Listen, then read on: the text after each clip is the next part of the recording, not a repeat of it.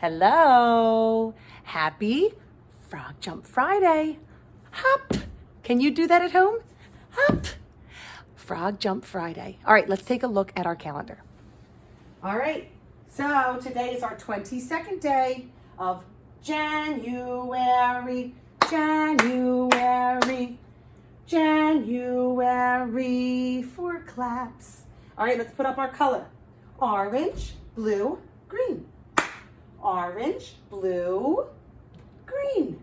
All right, and let's listen to that sentence today. Today is Friday, January 22nd, 2021. All right, so it's Frog Jump Friday, our last day of our week that we're in school, because tomorrow is Silly Song Saturday. We do not have school. And as you can see, it is that first, second, third, fourth row down. And it is our second to last week before January is over. We only have next week, and then January is over. What comes after January? January, February, March, April, May, June, July, August, September, October, November, December, then you turn around. So January and then February. Oh boy, February is coming up after next week. All right, let's take a look at our slides this week and see what we're going to be doing. All right, we're going to be matching our upper and lowercase letters. As you can see, there's a string here. You're probably wondering, what on earth is that? I thought my phone was broken at first when I first looked at it. All right, so what we're going to do is, we usually do this in school, and you don't have these materials at home, but I thought it might be fun to watch. I made a clothesline to hang some mittens, and we're going to match uppercase and lowercase letters. All right, so the first letter that I have is the letter A. That's the first letter of the alphabet. So I've got my capital A and my lowercase a, and I'm going to put them as a match. All right, and once they're together, like a mitten, so that my hands can actually go inside now. See? It would be like making a little mitten. I'm going to clip them onto my clothesline. All right, so that's the first letter of the alphabet. All right, here we go. I'm going to clip it using my clips onto the clothesline. Do you have a clothesline at home? Some friends may not, but that's how you can hang your clothes so they can dry. Usually you'll see them outside. All right, the next letter of the alphabet. What's next? Letter B. There's a capital B and there's a lowercase b. And I'm going to put them together because they are a match. And I'm going to hang it on my clothesline. And I'm just going to do the third letter and then we'll stop. And if you want to make these at home, you can. It might take you some time, but I think you can put all the letters on mittens. That would be fun. All the letters from A to Z. We're just going to do the first 3, but there are 26 letters of the alphabet. All right, what's the next letter after B? That's right, the letter C. There's the capital C and there's the lowercase c. This is very similar. The only difference is this one's big and this one's little. Capital, lowercase. All right, and again, we're going to put them together and hang them on my clothesline. All right, that was one of my favorite things to do in class. And we'd have all the letters going from A to Z, from one side of the room to the other, but can't do it because we're not in class right now. So you can do that at home. All right, let me slide you up. And let's take a look at our next slide. Woo, that clothespin was in the way. All right, what is next? Let's look. Oh, a memory matching game. Okay, so I think some of you might have this at home. I think it's just my PM friends. What you're going to do is put all of these characters from our story onto the ground. Okay, so I'm going to actually bring you down here so you can see. All right, so we would put all of these down onto the ground like this, and you would flip them over, okay?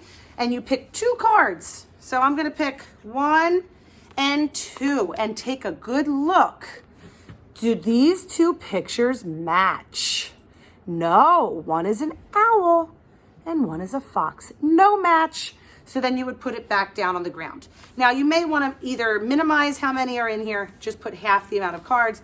And you would also probably want to put these cards in some sort of order. So that way, see how we put them down so we can remember where they were. All right, I'm going to try it one more time. All right. Ooh, I picked a fox and a hedgehog. Take a good look. Do those two match? No, they do not match. So what I do is I put them back down. Now I remember the fox was here and the hedgehog was here. So now I'm going to pick another card.